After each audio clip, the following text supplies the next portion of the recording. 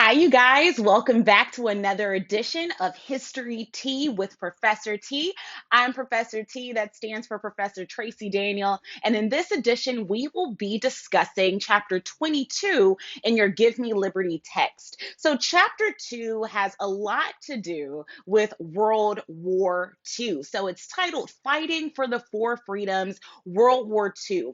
And the scope of the chapter is from about 1941 to about 1945, though I will dip into the 30s for some context. So let's go ahead, let's not waste any more time. Let's go ahead and get started. I will have about three parts, so hopefully you'll be able to follow along pretty easily. So let's go ahead and get started. World War II is pretty significant because, one, it will give the United States a new international and, dare I say, a global role in the world. American security, after really during and after World War II, will become global in scope. And for example, it becomes global in scope by really showing that the triumph of the war can only come if American values are kind of spread throughout the world. So we as a people, as a human race, can only really be protected by the worldwide triumph of American values. And what were these American values? We'll talk about the office that creates some of this pro-war propaganda later on in the chapter. But in World War II, in order to explain the war to ordinary American people, it's not necessarily framed as we're fighting World War II. Instead, it's framed as we're fighting for freedom. We're fighting for the four freedoms. So, what are these four freedoms? The four freedoms are freedom of speech, freedom of worship, freedom from want, and freedom from fear. These are the four freedoms, and they're put in this way because it's much more tangible. No one is going to complain about freedom of speech or freedom of worship, right? These are things that we honestly pride ourselves on. No one's going to complain about freedom from want or freedom from fear.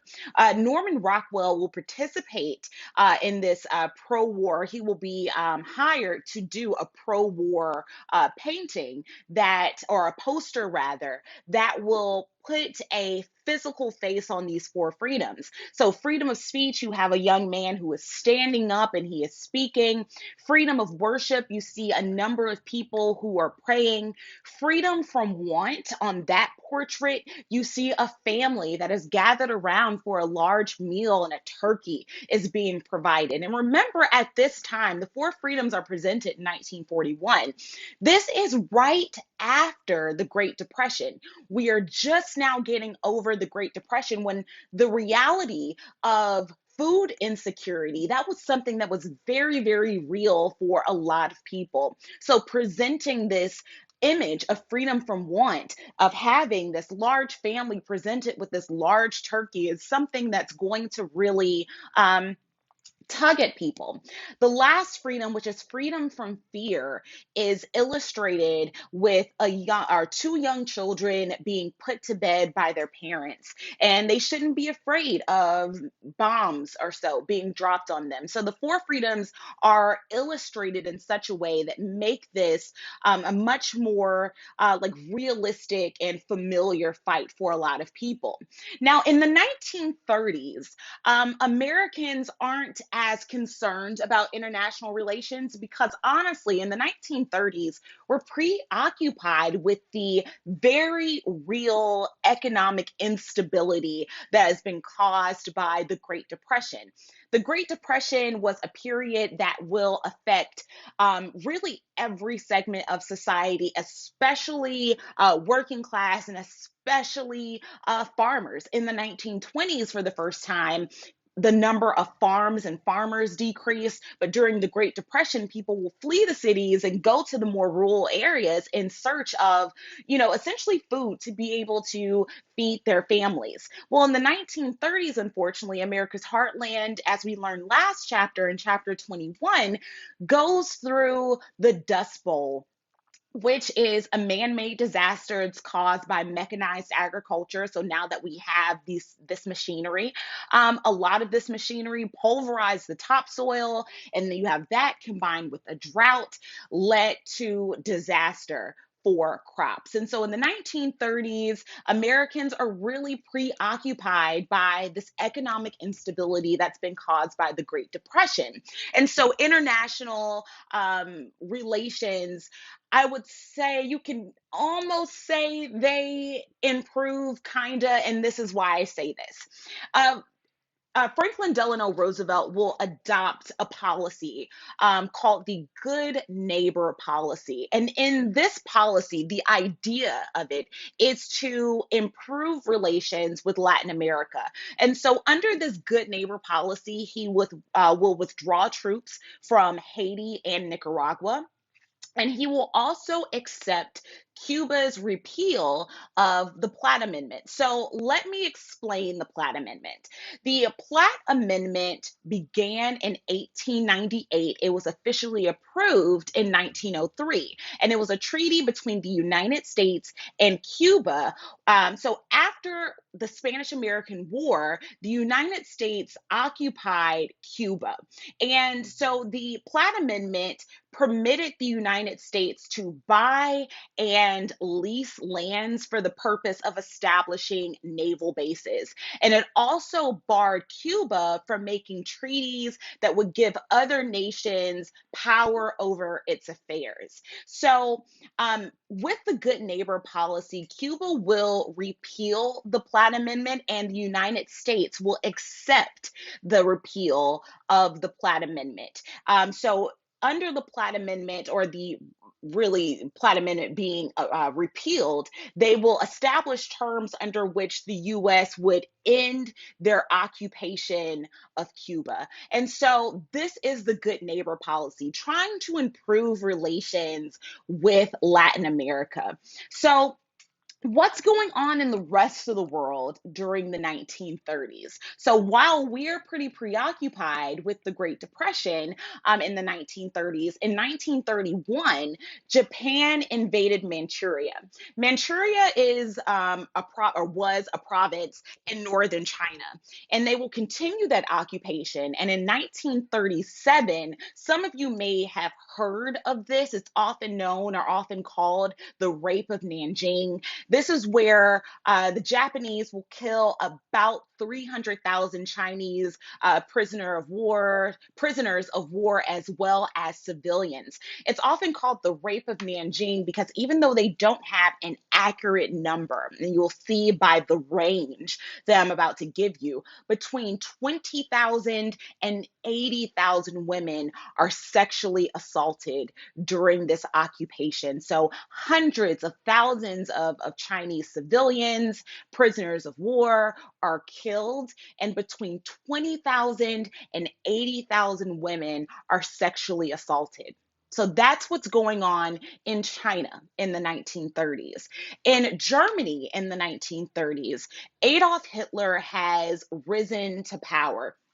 He served in World War One, and if you remember, after World War One, the Versailles Treaty stated that Germany had to accept like moral guilt or moral responsibility for the war, and so that leaves them defeated as a nation. They also have to pay reparations, which will also cripple the German economy during that time. And so a lot of people often wonder, how could we get a Hitler? How did Germany get this leader? It was insane. Like, how could they ever?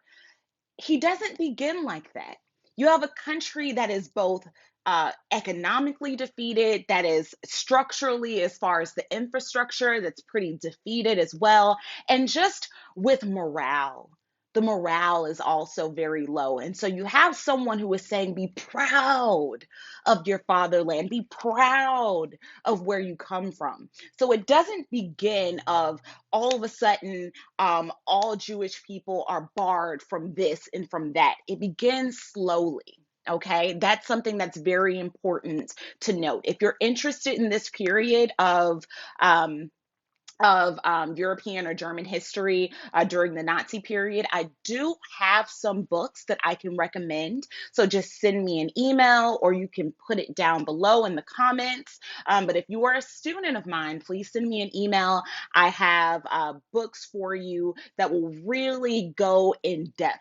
About this era in American or German history, but I continue here. So Adolf Hitler, I will say, kind of rises from the ashes of World War I, and he will violate the terms of the Versailles Treaty. So the Versailles Treaty also said, or also limited the size of Germany's army and navy. So it put strict limits on the size of Germany's army and navy, and so he will violate the treaty by kind of pursuing rearmament. So he will build up a new stock of weapons in Germany. In 1936, Hitler will occupy the Rhineland, which is the demilitarized zone between France and Germany. So that's going on in, I'll call it Central Europe. In Italy, Benito Mussolini has risen to power. He is known as being the founder of fascism. And in 1935, he will invade and occupy Ethiopia. Now, while we are pretty preoccupied with the Great Depression, we have a lot of things that are going on all over the world. Now, many Americans at this time will take more of an isolationist position. Isolationism is the desire to avoid foreign entanglements, made former or made famous by Jada. So thank you, Jada. Um, Isolationism is a desire to avoid foreign entanglements or foreign conflicts. And so this is an idea, this is a position that will pretty much dominate Congress at the time. And many everyday Americans are also pretty believe, I would say, in isolationism. A lot of Americans at this time even remained pretty convinced that our involvement in World War I had been a mistake. And so you have a lot of people who are not very eager to jump on the war train, which is something that a lot of people may find pretty interesting because now, if you look at American war attitudes now versus the early 20th century, there's been a bit of a shift. But during this time, Americans are they don't want to enter a war. You have a number of pacifists who believe that violence is unjustifiable under any circumstances. In 1935, Congress will pass neutrality acts that banned travel on belligerent ships. So if you are an American, you cannot travel on a ship that is being, that belongs to, as your book will call, a belligerent or another country that is at war. The neutrality acts will also ban the sale of arms to countries at war. So the hope of this is that if we can say you're not even going to travel on belligerent ships and we're not going to sell weapons to any country at war, Americans are hoping to avoid conflict this way. Now, meanwhile, in Europe, in 1939, in August of 1939, a neutrality pact is signed between Nazi Germany and the Soviet Union called the Nazi Soviet Pact. Okay, so the Nazi Soviet Pact is a neutrality agreement signed between Nazi Germany and the Soviet Union in Moscow in August 1939. In September 1st, 1939, Germany invaded Poland. And so once Germany invaded Poland, Britain and France declared war on Germany because they had pledged to protect Poland against aggression. So they become involved in World War I. Britain and France become involved in World War I after Poland is invaded by Germany. And again, they had pledged to protect Poland against foreign aggression. June 14th, 1940, so the following year, German troops continued their occupation, and by June 1940, German troops have occupied Paris. By September of 1940, so shortly after Germany occupies Paris, in September 1940, we have the formation of the Axis powers. So from here on, I'll refer to the Axis and the Allied forces. So the Axis powers during World War II were Germany, Italy, and Japan. And your allied forces will be, or also known as the Big Four, are the United States, France, the Soviet Union, and Great Britain. Okay.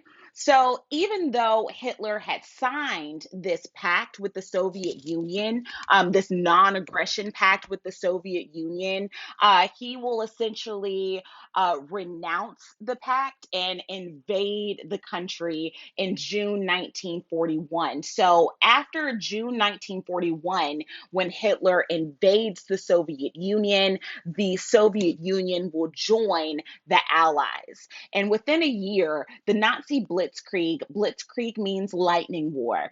The Nazi Blitzkrieg had overrun Poland and much of Scandinavia, Belgium, and the Netherlands. So Germany is pretty much, I would say, taking over Central Europe.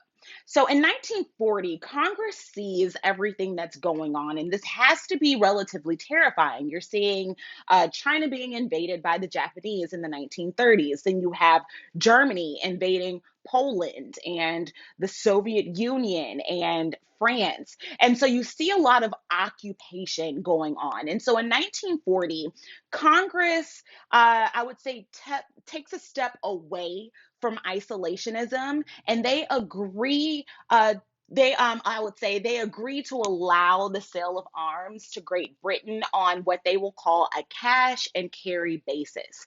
So, cash and carry essentially means that all weapons have to be paid for in cash and they have to be transported on British ships. So, if we're going to sell weapons to Britain, you have to pay cash for them and you have to transport them on your own ships.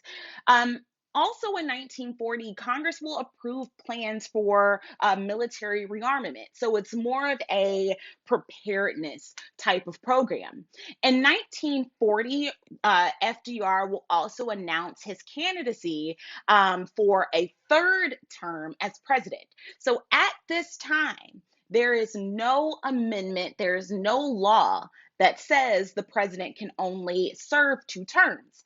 At this time, presidents had only served 2 terms because that's what George Washington did. George Washington served 2 terms and he stepped down. So after that, everyone else who came after would only serve 2 terms, though there is no law at this point that says that the president can only serve 2 terms. So in 1940, FDR will announce his candidacy to run for his third term as president. In 1941, the Lend-Lease Act is passed, which will authorize military aid so long as the countries promise to return the weapons and such after the war. So the U.S. will send arms to Britain, China, and the Soviet Union. So that is another step away from isolationism. That is another step away from neutrality. We're becoming involved, but we become more indirectly involved in 1940 and 1941. So with the passage of the Lend-Lease Act in 1941, remember this will authorize the military or authorize military aid, aka weapons and such, to countries as long as they promise to return those arms to the US after the war. So the US will send weapons to Britain, to China, and the Soviet Union. So you have Britain who is fighting the Germans, you have China who is fighting Japan, and we have the Soviet Union who is also fighting Germany. FDR will also freeze Japanese assets in the United States. The year, I would say, what really drives the US, even though we have been kind of tiptoeing out of isolationism and out of neutrality since, 1939, 1940, what will really tip the US into war, into World War II, is the bombing at Pearl Harbor, which occurs on December 7th, 1941. So Pearl Harbor is December 7th, 1941. And when FDR gives his address, he says that this is a day which will live in infamy, and it certainly has. On December 7th, 1941, Japanese planes bombed our naval base at Pearl Harbor in Hawaii. It was the first attack on American soil since the War of 1812. FDR, after this happens, will go to Congress to ask for a declaration of war against Japan. The next day, Germany will declare war on the United States. And just like that, we're in World War II. So this is the end of part one. I'll see you soon with part two.